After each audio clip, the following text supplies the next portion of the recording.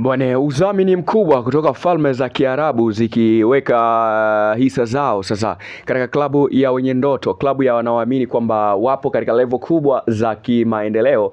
Young Africans kutoka huko Twiga na Jangwani sasa ni pande za Falme za Kiarabu ambako wanategemea kuwa na ugeni mkubwa sana ambao ni uwekezaji. Ukiachana karibu GSM Saidi, lakini pia ni hawa miamba kutoka huko katika taifa la Morocco ambao wanahitaji kuidhamini Young Africans ili kufika katika hatua kubwa za kimaendeleo. Yes, this is a good dream na ni true. Ndoto ni ndoto za ukweli ambazo kwa wananchi kwao ni mafanikio makubwa kama wananchi wataweza kufikia malengo na maridhiano halisi. Kumbukwe wapo katika kipindi ambacho wanahitaji kufanya mapinduzi ya mpira wa miguu barani Afrika, ambapo tayari wameshadhibitishia Afrika kwamba they are on stage katika kupambana na kulitafuta taji la ushindi. Kwanza ni wamefanikiwa kutengeneza brandi yao kubwa ambao wamefanya kusajili wachezaji wakubwa, huku wakiwa wanataja majina makubwa ya wachezaji kama Maro Tatia, lakini pia Aaron Okello pamoja na Claude Jean Gelmugisha, naye pia akiwa anatajwa katika klabu ya soka ya Dar es Salaam Young Africans katika msimu huu 2025-2026 kwenda kukimenya au kukiwasha katika ardhi ya kule Misri ambako ni katika uwanja wa Cairo. Sasa moja kwa moja Falme za Kiarabu wao wanasema wamependezwa na project nzima ya Young Africans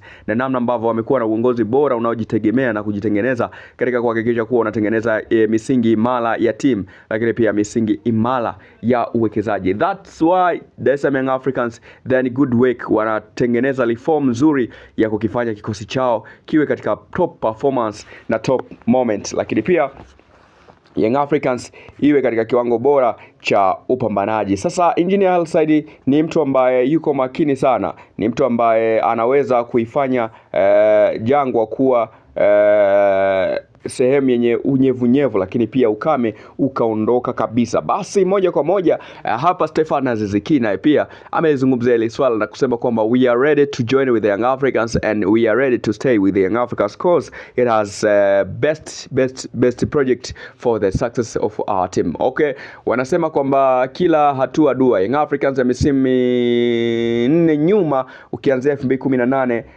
mpaka 2022 ni Yanga ambayo ilikuwa ya mabakuli, haikuwa inajiweza kabisa, lakini sasa unaambiwa njaa kwa heli, goodbye njaa.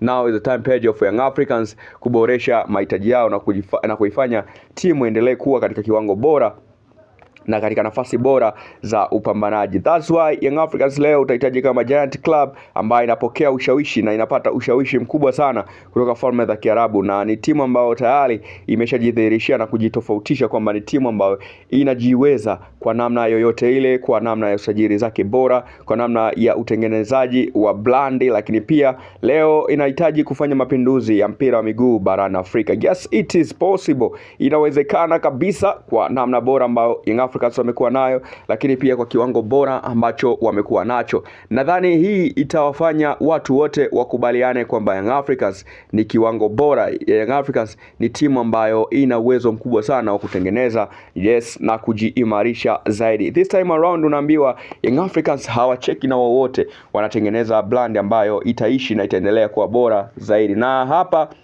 unaambiwa Engineer Hersi Said kasafiri mbali kweli kwenda SEC Mimosas kumtafuta Mohamed Zouglana, kiungo wa kujimaliza kutoka katika klabu ya soka ya MC Alger. Zouglana one on all, kila mmoja anamfahamu na kila mmoja anafahamu kiwango bora ambacho yupo nacho Mohamed Zouglana. Basi hii ni bora zaidi na ni bonge moja la